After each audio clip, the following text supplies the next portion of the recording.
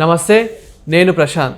Pastor Praveen మరణానికి సంబంధించి IG గారు అయితే ఈరోజు నిజాలు ఏంటి అనేది అయితే బయట పెట్టారు. ఇంతకీ అవి ఏంటి అనేది అయితే తెలుసుకుందాము. ప్రస్తుతం మనతో పాటు అయితే సీనియర్ జర్నలిస్ట్ దుర్గా వడ్లమణి గారు ఉన్నారు. నమస్తే అండి. నమస్తే మేడం, పాస్టర్ ప్రవీణ్ కేసులో ఇప్పుడు ఏదైతే ఆ ఇన్సిడెంట్ ఉందో, ఈ ఇన్సిడెంట్ కేసులో అయితే చాలామంది చాలా రకాలుగా ఇష్టం వచ్చినట్లయితే మాట్లాడడం జరిగింది. ఈరోజు అయితే ఫైనల్గా ఒక కంక్లూజన్ అయితే వచ్చింది. ఐజీ గారు అయితే దీని గురించి అయితే మాట్లాడడం జరిగింది. ఇంతకీ ఆ స్టేట్మెంట్లో ఏమని మాట్లాడారు అంటే ఇప్పుడు చాలా సందేహాలు వచ్చాయి చాలామందికి. ఇవాళ ఐజీ గారు చెప్పింది ఏంటంటే, ఆయన క్లియర్ కట్గా చెప్తున్నారు, మేము ఫస్ట్ వాళ్ళ కుటుంబ సభ్యుల్ని పిలిపించి చూపించాము రిపోర్ట్స్. తర్వాత అంతకుముందే వాళ్ళు సంతృప్తి చెందారు మేము చేసే ఈ దాన్ని ఏమంటారు ఇన్వెస్టిగేషన్ ఏదైతే ఉందో దీని మీద.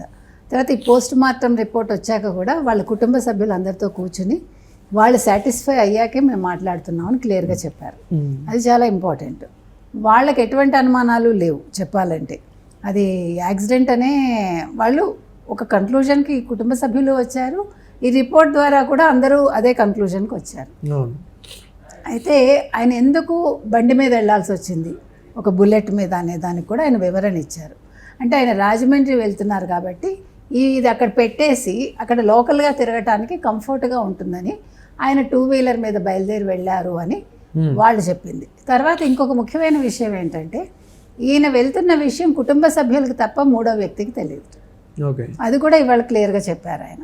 అంటే దీని మీద ఇది ఒక హత్య, తర్వాత ఎవరో చంపారు, అక్కడ డూపుని పెట్టారు, అదంతా అదేంటది ఆ ఫుటేజ్ అంతా కూడా మళ్ళీ తిరిగి వాళ్ళు రిక్రియేషన్ చేశారు, ఇవన్నీ మాట్లాడారు. తర్వాత హర్షకుమార్ లాంటి వాళ్ళు ఇది హత్యే అని ఆయన ఖచ్చితంగా చెప్తున్నారు.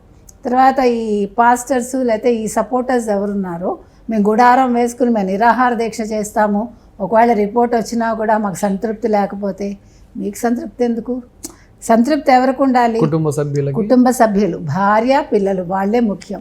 మీరందరూ కూడా బయట వాళ్ళే, ఫ్రెండ్స్ ఉండొచ్చు, సపోర్టర్స్ ఉండొచ్చు, అది వేరే విషయం. అయితే ఈయన మనం ఖచ్చితంగా గతంలో ఏదైతే చెప్పామో అదే రిపోర్ట్ ఇవాళ ఈయన కూడా చెప్తున్నారు. 3 సార్లు అతను పడిపోయాడు, 3 సార్లు యాక్సిడెంట్ అయింది, 3 సార్లు ఆయన వైన్ షాప్కి వెళ్ళి మందు కొనుక్కోవడం జరిగింది. తర్వాత ఆన్లైన్ పేమెంట్ చేశారు ఆయన.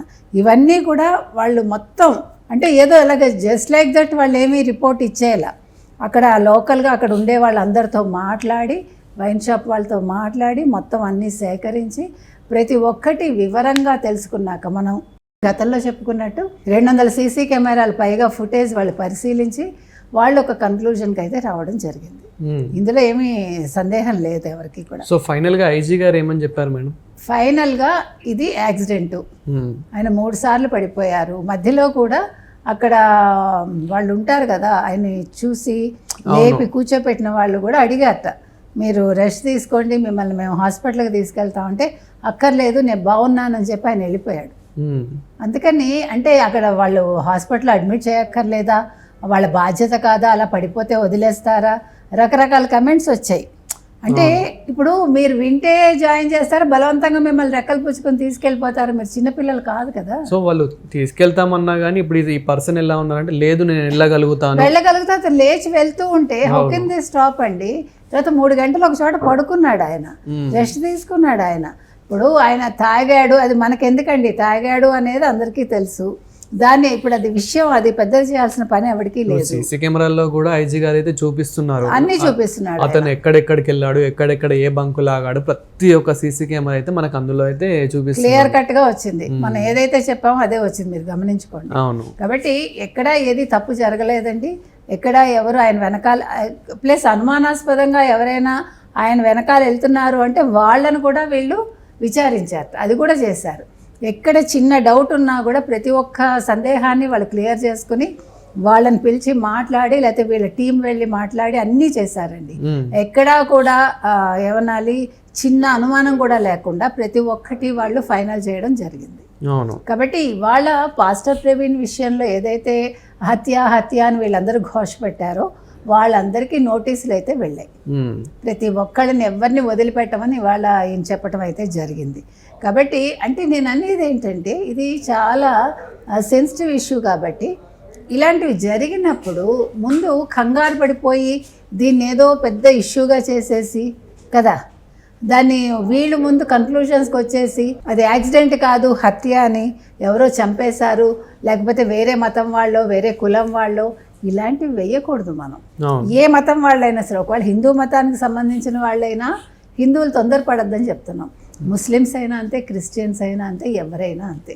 ఇక్కడ మనకి కావాల్సింది ఒక వ్యక్తికి న్యాయం జరగడం తప్ప ఆ వ్యక్తికి సంబంధించి లేనిపోని అనుమానాలు సృష్టించి దాని మీద వీళ్ళేదో పబ్బం గడుపుకోవాలనుకుంటే మాత్రం అది బాగోదండి, అది పద్ధతి కాదు. దానివల్ల ఏమవుతుందంటే లేనిపోని గొడవలు వస్తాయి, మత కల్లోలాలు లేకపోతే మత విద్వేషాలు రెచ్చగొట్టి వీళ్ళు లేనిపోని గొడవలు హింసకి ప్రేరేపించకూడదు. ఇప్పుడు జరుగుతున్నది అది. ఇప్పుడు పాస్టర్ ప్రవీణ్ మరణాన్ని ఎంతమంది ఎన్ని రకాలుగా వాడుకోవాలని చూసారండి. లాస్ట్ మంత్ 24 జరిగితే ఇవాళ మనం 12వ తారీఖుకి వచ్చాం. అంటే ఆల్మోస్ట్ 18 రోజులు.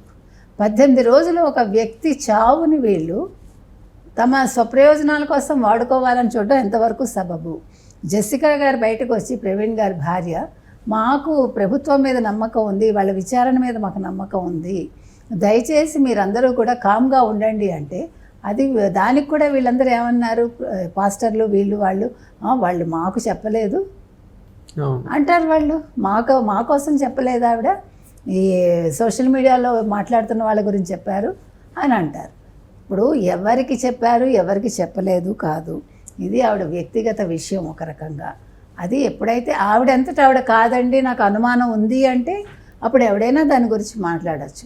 ఆవిడ ఖచ్చితంగా నాకు అనుమానం లేదు అని చెప్పారు. ఆయన తాగారో లేదో ఆవిడకి తెలుసు కదా. ఇప్పుడు భార్యకి తెలుస్తుందా, ఊళ్ళో వాళ్ళకి తెలుస్తుందండి? ఇంట్లో వాళ్ళకే తెలుస్తాయి ఏదైనా కూడా. చిన్నపిల్లలు అయితే పోనీ వీధిలో వాళ్ళకి ముందు తెలిసిందని అనుకోవచ్చు, కానీ ఆయన ఒక ప్రీచ్ చేస్తాడు, ఆయన ఒక మతాన్ని, ఆయన ఒక ఐటీ కంపెనీ పెట్టాడు, ఆయన చిన్న మనిషి కాదు. కాబట్టి ఇందులో ఎటువంటి అనుమానాలకి తావులేదండి. ఖచ్చితంగా ఇదైతే మరణమే, సహజ మరణం. అంటే యాదృచ్ఛికంగా యాక్సిడెంట్ జరిగింది, 2 సార్లు జరిగాక ఆయన ఆగిపోవాల్సింది. ఆగిపోకుండా ఆయన ఏంటంటే నాకేం కాదులే అనే ధీమాతో వెళ్ళిపోయారు. ఆయన భగవంతుడు 2 సార్లు అవకాశం ఇచ్చాడు, 3వసారి భగవంతుడు సర్లే నువ్వు నా మాట వినలేదు అని తీసుకెళ్ళాడు. సరే, అది మన చేతుల్లో లేని విషయాలు ఇవన్నీ. ఆయన చనిపోవటాన్ని ఇప్పటికైనా అందరూ ఇది హత్య కాదు సహజ మరణం అని గుర్తించి దీని మీద ఇంకా ఎక్కువగా ఎవరు కూడా లేనిపోని గొడవలు చేయకపోతే బాగుంటుంది. Thank you.